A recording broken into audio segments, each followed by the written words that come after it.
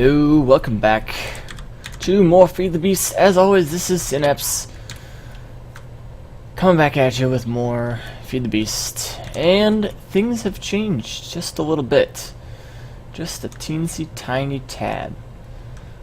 Oh man, where to start? I know it's been a little bit since last episode, and I apologize for that. The reason, my excuse, is that things have just been busy in real life. Lots of tests, midterms, whatever, for classes that I've had to study for, projects that I've had to do, and not a lot of time to play and record the way I want. Never really long amounts of time that I'm able to, sit down and record at. Alright, let's get started with some changes, because I have done a number of things while I haven't been recording, but nothing really too major. Well, a little bit major, but not really anything that's all that important. Alright, first off, I have a new skin. Look at me. I'm blue. And I'm spooky. Let's get... No. Oh, there we go. My back has a skull on it. So this skin is supposed to be, at least, Championship Thresh from League of Legends, and I found a Thresh skin. This was basically green, and it had a little bit different on like the face, and some of the chest was a little bit different. And I downloaded it and brought it into Photoshop and threw some blue hues on it and changed up the pixels a little bit here and there, and now it's blue Championship Thresh, because Championship Thresh is blue and the original Thresh skin is green. So yeah, I like it. I like it a lot, actually. Looks pretty darn cool, especially in diamond armor. Kind of matches well. This is one of my shells. That's what they're called. I also have another one over at Vorset's base, which is now way the heck up north. There it is. He's actually online right now. I told him I was going to be recording. So I'm like, don't say anything you want to be seen by 10 people. And he loves poopy diaper butts. Although he does note that he should not say stuff that he doesn't want to be seen. Alright, I guess we should run down what I have in my inventory, my storage space. I have 2,500 redstone, 1,300 iron, lots of lead, gold, tin, silver, all up there. Bronze, or that's not bronze, copper, only 500. 1,400 lapis, 379 steaks. We're gonna take a half stack of those. Can use those. 89 diamonds, not bad. Yeah. I built an MFE here, and I have another low voltage solar array going here. So this provides 16 EU per tick, and this only consumes 9.5. I filled this all up with 4K storage, and you can see only the first 4 are full on types. This one is 62 out of 63 types, so it's almost full, but not quite. 6 of 63. I don't know why this one didn't fill up before. That's actually kind of weird. And you can see I moved all of the stuff here, and I tore down these walls. I moved all the stuff that was in this chest. So I threw it all in the AE system, and now it's all in there. I don't have to worry about the chests anymore. Alright. I also explored the Twilight Forest a bit. I just kind of ran around. I didn't really do any of the tower stuff. The only tower stuff I did was the Lich Tower. I killed this guy twice. I actually have another one of these in my system.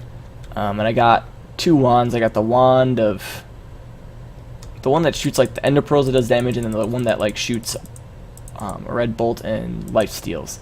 I also killed the Naga and got Naga skills that I'll never use, and that's about it. I also got an uncrafting table, which is very fun. It's the thing that you put item in, and then you can spend experience to get the stuff you made out of back. And it used to have a few exploits, but I'm pretty sure that has been fixed now, where you could get, I don't know, something by putting that green forcicium in, which doesn't exist anymore. You can get, I think it was UU matter out of it really easily. I also have a lot of levels, so you can see I 61 XP levels and level 57 in my Ars Magica. After level 50, you don't get any more XP points, which is kind of sad. We'll go into that later. I side-graded really, the enchantment table and my anvil to auto anvil, and auto enchantment tables from Open Blocks. Open Blocks I've been delving into a lot, and it's a really cool mod. So this is a tank, and we're going to be dealing with these a lot. I think tanks really easy to make. Obsidian, 5 glass panes gives you 2 tanks, and they accept like all the liquids, and you can pipe stuff in, pipe stuff out. This is a drain on top. This is an XP drain. So when I stand on top of it, it will drain my XP and give me the XP sound and put the XP into the tank. And eventually it'll get full here. Alright, there we go, it's full. And then this auto enchantment table and the auto anvil will be able to suck up that XP and use it in its operations, basically. So I've been getting a lot better enchants out of this thing than I ever got using the manual way. I got Feather Falling 4 finally, put it on my my boots, and it just gets me a lot better enchantments. Thorns 1, sweet, I wanted one of those, actually, because I want to put thorns on my armor, because thorns is fun. Magic Resistance 3, also not bad. I can put that on my chest piece. I already have Magic Resistance on there, but so you can see this is pretty cool setup, and you can have giant tanks. These tanks all fit together and share their inventory basically with each other. Alright, let's see if we can get some sleep clocks. Because what was I saying? They're really cool. They're just really cool and cheap and better than any other tanks I can think of. And so back here we have one, and we'll get into that later. Alright, so you might see these giant beacons. Yeah, they're beacons. It's pretty self-explanatory. Let's go down here. Alright, beacon, all made of iron. This is the 5 beacon pyramid setup, which is a whole heck of a lot of iron. It was about, I don't even know, was it? It was about 20 stacks, I think, if I remember correctly, of regular iron ingots. So it was a lot of iron, and I still have 1,300 iron left over. So, well, I didn't really have 1,300 left over. I have gotten 1,300 since I made this, basically. I actually used up like all my iron making this, and then since then I've got a lot of iron, mostly from the Twilight Forest. When I was running around there and going into Hollow Hills and everything, that provides you with a lot of resources, essentially. I moved all the magic-y stuff into this little corner over here. It'll probably get moved again, but it's there for now. And this stuff will all probably get rearranged as I make a magic-y area that's magic-y, and it's gonna have a different floor. And I want to get the rainbow forest stuff from Twilight Forest. I don't know what it's exactly called. That had like the rainbow ram in it. That biome with the really shiny trees. I want to put some of those in here and have like a cool winding path, maybe some like water fountains. And I'm a terrible builder, so probably won't turn out anything like that. But that's what I want. This house is made out of maze stone bricks from the Twilight Forest. That labyrinth thing. I didn't get any good loot from it. But I got some nice cool bricks, and these are one-hit breaks with my dig spell, which is very convenient because normally they take a long time to mine by a pickaxe. But I don't have that issue. And so in here, this is my thermal expansion room. And there is energized glowstone on the ceiling, which is made by melting down glowstone. You can put it in a bucket, and then it actually is like a fluid, but it goes up instead of down. So gravity is reversed for it. Those you don't know. So these are all the machines. Pulverizers like macerator. Sawmill is also kind of like a macerator, but only for wood. You can get like 6 planks out of logs instead of 4. Induction smelter is like a improved furnace with lots of other things. I don't know what a cyclic assembler is. I'm assuming it's like some sort of pattern thing. You like make patterns and it just, I don't really know. I've never used it before, but I made it. Magma crucible. You can melt stuff down, and so you can see I melted down some resonant ender, which is ender pearls. Fluid transposer also has resonant ender in it. Takes whatever liquid's in here and can put it into capsules or buckets or whatever. We got energetic infuser, which is used, I think, to charge things with RF power. Redstone furnace is just like a basic furnace. And then this is a hardened energy cell, which can store 2 million, is that? Yeah, it's 2 million RF. Thermal expansion used to use, what is it? MJs? Yeah, MJs. but now it changed to its own energy type, which is RF. Actually, I don't think it's own, but it's a different one than it used to use because Buildcraft made its API a lot harder to use, and the person stopped doing it. So that's powered by this thing right here, which is a magmatic dynamo.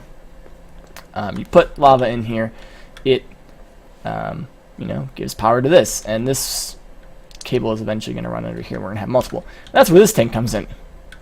And you can see these, it looks like it's empty, and if you look in the bottom right where I'm mousing over, it says 0 out of 1600 millibuckets, MBs millibuckets, so it can hold 16 buckets per thing.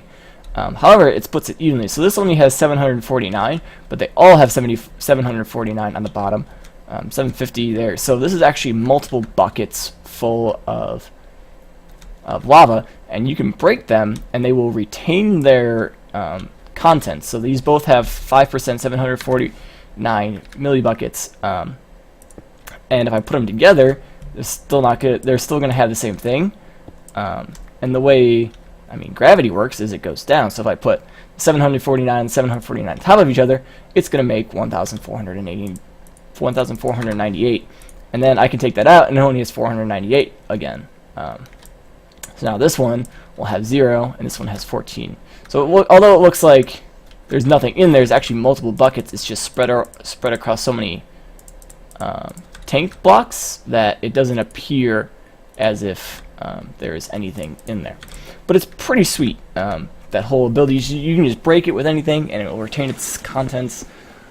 You can just add on as many as I want. I just make more and just throw them on here, and it'll automatically adjust and receive everything, and it's really, really freaking sweet. I'm going to use these for any sort of liquid storage I need. We'll get back to this later. Made a bat box. I don't know if I made this by last episode. I don't really remember. But there's a bat box here. 2 low voltage solar arrays powering it. Those aren't really enough, which is why we're going to have that in the near future. Oh, right, this is quartz. This used to be cobblestone. This is quartz now. Well, mostly quartz. This backside isn't actually all quartz. Neither is that. But shh, we don't go back here. We just look at it from this side, and it's all quartz. Look at that, magic. So we got the macerator. Everything's still here. I made this hole smaller so you can drop down it, but and you could jump up it. But I also added these blocks, which are elevator blocks from Open Blocks as well. Open Blocks is just a really cool mod. Apparently, you can, anyone can contribute a block to it. So it's a bunch of different just authors, basically, all making their own few blocks, and that's at least what I know of it. And this used to be costless, but then I updated Open Blocks, and now it costs XP to use. So you watch my XP bar. If I just hit spacebar to jump, I'll go up 1 level, and then up again. And you can see I can go back down with shift, which is like crouch, and it slowly drains your XP each time. So in this level, we have Industrial Blast Furnace, and I actually upgraded to the steel reinforced machine casing, which took a lot of steel, and steel is pretty time consuming and energy consuming to make, which is why those 2 solar panels are really not enough. It was super slow progress to make all the steel. It was like 2.5 stacks of steel required to make all this stuff. And there's still there's one more. It's like the chrome, all that stuff. The reason I want to make the steel casings is because I want to make an industrial centrifuge. I think industrial centrifuge, and that requires stainless steel, which requires it to be at a heat capacity of 2000, and the basic casings do not have that heat capacity. And I also need chrome and manganese, nickel, and then 6 iron dust to make this stainless steel dust to put into here to get a stainless steel ingot to make the industrial centrifuge. So it's just a whole bunch of fun stuff. And I need to make one of the industrial electrolyzers too. Industrial crafting reg tech just so fun and rewarding. You just dump all these resources into it and you just get nothing. It's so fun.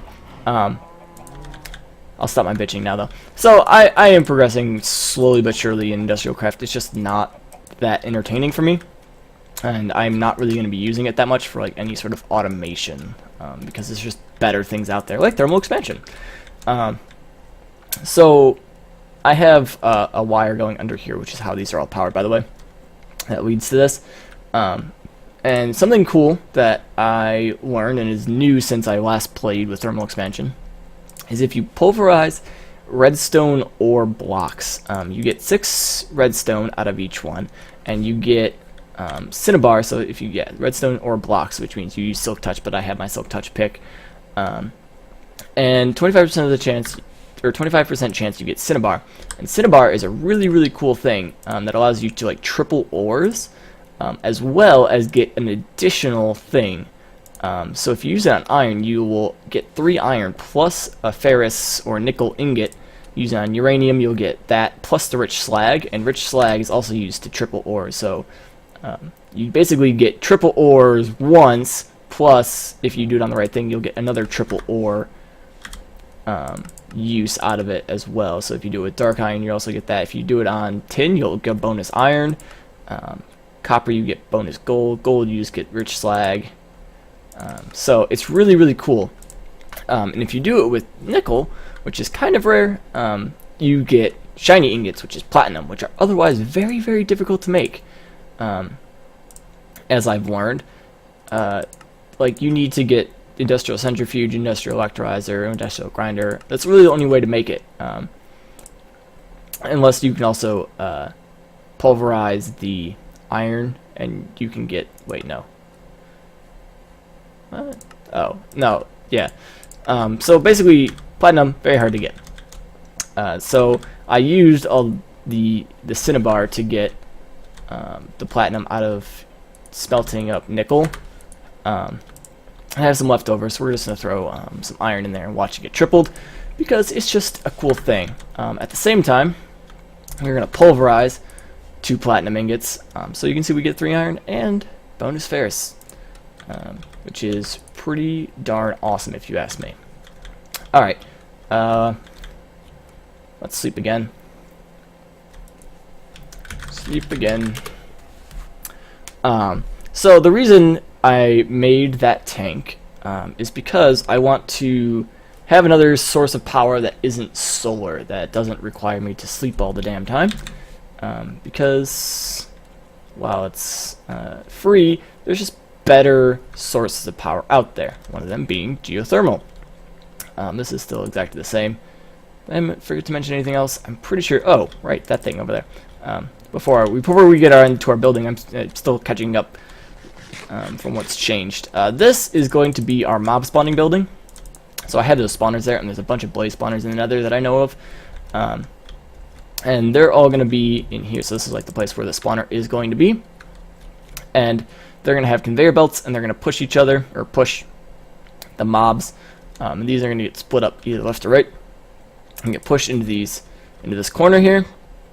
Then I'm probably going to have turtles that are just sitting there with swords and attacking, because they're the free and cheapest thing, and they give you XP. And then how I'm going to control these is going to be screens on the walls, probably like here and here, that are controlling a computer that will send a signal to a turtle that's like up here, like 3 blocks above this thing, not like over there on the wall.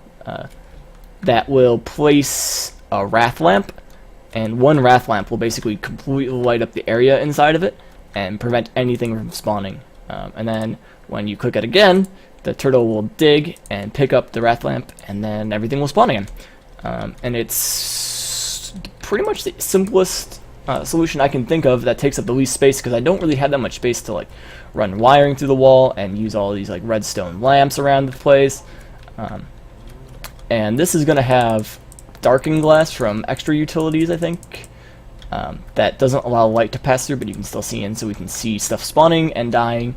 Well, I guess we'll see stuff dying over here, but we'll see stuff spawning and getting pushed out into there, and this will have like a wall in front of it here of glass, of something, and then turtles back there, and the turtles will kill things and take their stuff and pump them down and throw them into our whatever that is, ME? No, AE system, applied energistics. And these are just building blocks I was using for this. Oh, also, chisel. Made this from Tigger's Construct. Pretty cool. It gives you some different things. So you use it on obsidian, you get this obsidian brick. Sandstone, you get all these different types of bricks. I use it on lapis to get this lapis bricks, and then use it on the lapis bricks again, and you get these fancy lapis bricks. And you can use it on, you can see diamond there too. And get some pretty cool stuff. I have some slime bricks. There's redstone bricks. And then this is what I was using, obsidian ingots, which you have to smelt down obsidian in the smeltery, and then you get obsidian bricks, which is this, and then hit them again, and they'll turn into fancy obsidian. Or fancy obsidian brick. I thought it was chiseled or something. No. So that's that. Pretty sure that's all the changes that I can think of. As far as I remember, if you guys see something that I hadn't explained, leave a thing in the comments and I'll talk about it in the next episode, I guess. Just trying to make sure. All right, so I told you that I wanted to. The reason I made this was to get into geothermal. But of course that requires lava, and it requires a lot of it. Luckily, there's a dimension called the nether, which you're probably aware of. Not like any of this is really new concept to most people who've watched Feed the Beast before, pumping lava out of the nether. However, my methods are probably going to be different than most people's. Alright, we're going to take this out, we're going to take these out. I intentionally did not include ender storage by chicken bones, the thing that gives you the ender chest with like the 3 wool things on top that you color code, and basically you can just get tons of interdimensional transport for almost no cost. I intentionally did not include that because it's too easy. It's just I feel like it's OP, and I don't enjoy it. Therefore, really the only other option for mass transport of items or fluids or energy are tesseracts from thermal expansion, which is why I built this building. I actually built this building and the stuff in it in an episode that I will never release because it was terrible. It was, I don't know, I was just like, it was really, really late at night. It was like 3 in the morning, and I was really tired. And these things were really tedious to craft, as it turns out, and I didn't plan ahead. And so it was really just me bitching, and like I just wasn't good voice quality because it was so late. Just wasn't an entertaining episode either. So I'm just like, no, I'm never gonna show that. So you guys will never see that, but you will see the fruits of our effort, or of my effort. We're gonna make a tesseract. We're gonna need bronze and silver eventually, but first we need to make a tesseract frame and then fill it with resin ender. However, to make these actually worthwhile, we need to make 2 of them, which is why we need 2 buckets of resin ender, which I already have prepared. And we're going to need 2 more for something else, for also making it. So we need to get 2 diamonds, 8 enderium, and 8 hardened glass. We're going to start with 8 hardened glass, so that's 4 times 8, so 32 obsidian dust, and then 4 lead, which we need to put into this. 3, 4, and that should give us the hardened glass. So that's not too bad.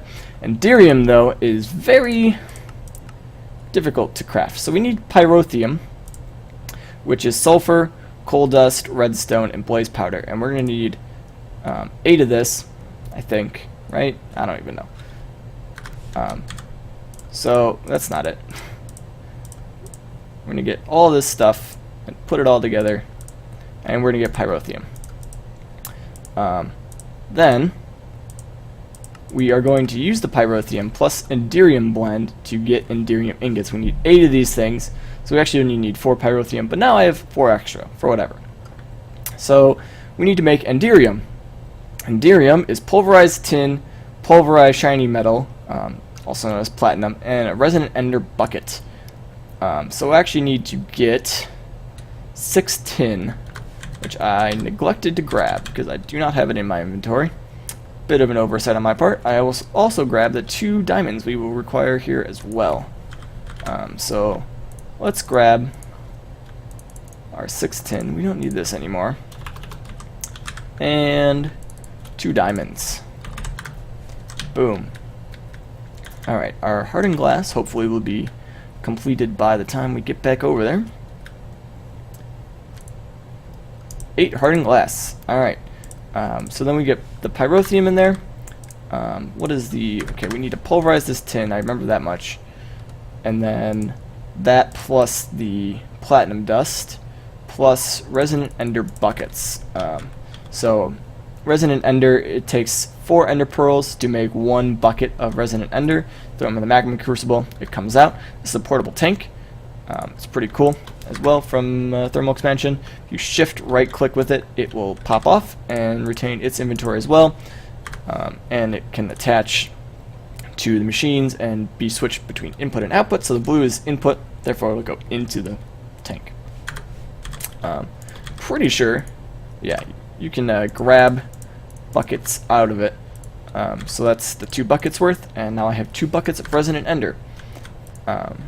So now we get this, and we need a crafting table, which I don't have in here. Eventually I'm gonna hook all these buildings up with their own ME access terminals, these things. Crafting access terminals, because they're... Why wouldn't you do that? And boom. And boom. Alright. But that's currently not available, so I'll have to run back to that crafting table back there every time. So now we have our Enderium blend, and we're going to put that in there with our pyrotheum, and we should get our Enderium ingots. Then when combined with the diamonds and hardening glass, we will get our Tesseract frame, and we're going to put that in our fluid transposer to get the Tesseract frame full, and then we're going to get bronze, copper, 3 copper, 1 tin gives us 1 bronze. Alright, so we need 4 bronze, which means we need 12 copper and 4 tin. Alright, that shouldn't be too bad. 1, 2, 3, 4, 5, 6, 7, 8. Well, nope. 5, 6. I had this sorted by number of items, which is why that passed that up when it... Wait, did I not grab? Did not, because that switched with that. When there's too many things that are all close to each other, that is a side effect of that. Is like when they have similar quantities and you start taking stuff out, they switch positions, so then you can't continue cooking. Oh, I also needed 4 silver, right? Or wait, no, we need more because we need 2 of these things. Whoops, I'm good at math. It's okay, guys. This is nothing compared to that other episode. I'm feeling great. 1, 2, 3, 4, 5, 6, 7, 8, 9, 10, 11, 12. 1, 2, 3, 4. And we need 8 silver. 1, 2, 3, 4, 5, 6, 7, 8. Alright, boom. Let's see if we can't sleep again. Hopefully one last time. Take a drink.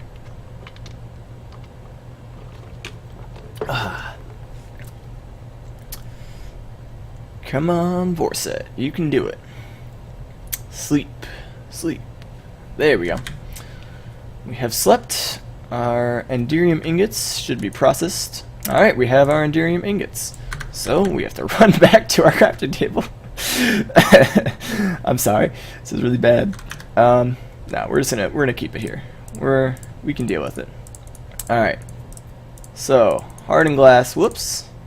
Misclicked. Get our Tesseract frame, which is empty. You know what? I'm gonna be intelligent about this. 4. There we go. Boom. Alright. Aight. Make a crafting table. Let's put it down right in here. Alright. So, now we put these fluid transposers. This is set to fill. And it should fill these Tesseract frames with 1 bucket each. Oh, that's going to take a little bit. And then once that is complete, we will have our 2 Tesseracts, 1 for the nether side and 1 for our side. Now, of course, that is only a small part of the equation. How are we going to pump the lava, you may ask? Normally, you would just use a pump, right? Just pump from Buildcraft. Pretty simple, mining well, you know. Not too terrible, but then you also need a chunk loader, and you just have to power it. Well, I still need stuff to power with my method too. However, we're going to do something else, because I like being different. We're going to use an endothermic pump from Extra Utilities. Hopefully I have enough. 4 5, right? Yeah, I think I have 5 ender pearls. I better have 5 ender pearls, otherwise I'll have to do this later. So we have our tesseract frames that are now full. We throw them with this, put our silver in there, and boom, we have our tesseracts. We're going to go place one right on the tank right now. This does not have a center. Well, we're just going to put it in the corner. Alright, so these things are really cool. They can transfer energy, items, or fluids. This is how you can configure them. This is public access. I'm going to put it to owner only so no one can access my lava or anything. We're going to ignore redstone. And then item mode, we don't want it to send or receive, so we're going to put blocked. Fluid, we only want it to receive. And then energy, we do not want it to send or receive. We're going to put this to frequency 1. And then call it lava transfer. Add that. We have it on frequency 1, and that is now on the channel lava transfer. So when we go into the nether, we're going to send up our other one to that same frequency, and it will be sending fluids, and we will be good to go, essentially. That one will receive it, put it straight into the tanks, and then I will have fluid ducts coming out of this into our magmatic dynamos, which will be providing power. Also fluid ducts coming out into geothermal generators, providing power for the bat box. And then maybe even fluid ducts into this bad boy right over here to get lava for the smeltery. Oh, this is pretty much always full because I don't really use it that much. So we need to make the endothermic pump. Let's hope we have 5 ender pearls. Otherwise, I will be sad. And then I will say, oh well. Okay, we have 5 ender pearls. That's very good. So we need to make 4 of these. 4. Pull this. Whoa! Whoops! Well, I made enough for 4 of these pumps. You know, whatever. I didn't realize that gave me 4 every time. Turns out I only need 2 ender pearls. I did not read that. Alright, well, that's unfortunate. Alright, we got our ender pearl, blaze powder to get an eye of ender. Then we need a bucket of water, a bucket of lava, a diamond again. No, we don't need that many diamonds. Just need 1, and then iron. Do that across this top. Stick. Boom. Get an iron pickaxe. Alright, let's get a bucket of water. That's all we need, right? Yeah, alright. Bucket of water. I'm gonna go get a bucket of lava from these things.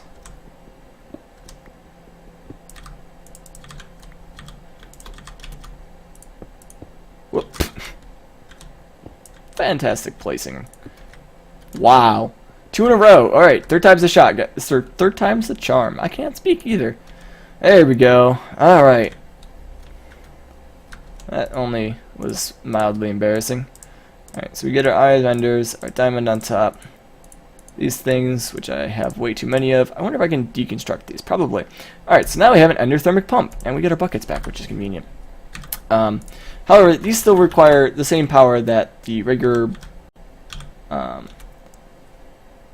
pump would use, so we need to make some of these. Actually, I'm going to make these off camera, because... Nah, we can do it on camera. Let's do it.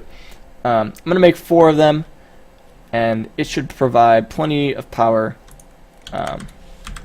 to power the entire operation. Alright, so we can only make 3 of them right now, based on our current stickage. I still need to set up the transport things to allow me to access the inventories of this, because I don't have access to any of that wood or anything right now. So we need to make 4 of these, so we need 4 glass. Alright, wait, we still have that wood. Never mind. We just need 4 pistons. So we need cobble. Of course we need cobble. Alright, 1, 2, 3, 4, 1, 2, 3, 4, 1, 2, 3, 4, 1, 2, 3, 4. Get that, and we already have redstone. And we have iron on us too, so we don't have to search it. 2, 3, 4. Alright, let's not let it fill in more. Alright, and then we do this. We search for glass. 2, 1, 2, 3, 4. 4. And then we don't shift click because it'll probably make something else on the side. And then that should be good. And then we just make 4 sticks to make 4 redstone torches. And we are good to go. Alright, let's go to the nether. We will call an episode. We'll come back and we'll watch our progress. So this thing is specifically designed to pump the lava for nether. Or pump the lava for nether. I had the words right, just in the wrong order. Pump the nether for lava. And it's similar to the Buildcraft pump, but it is pretty much lagless, and intentionally so. And the way it works is actually really, really cool. Let's find a good enough. Alright, I think this should be solid. We don't need that right now, hopefully. Alright, let's try to not die in lava. I like not dying. Alright. Make sure our flight doesn't run out on us.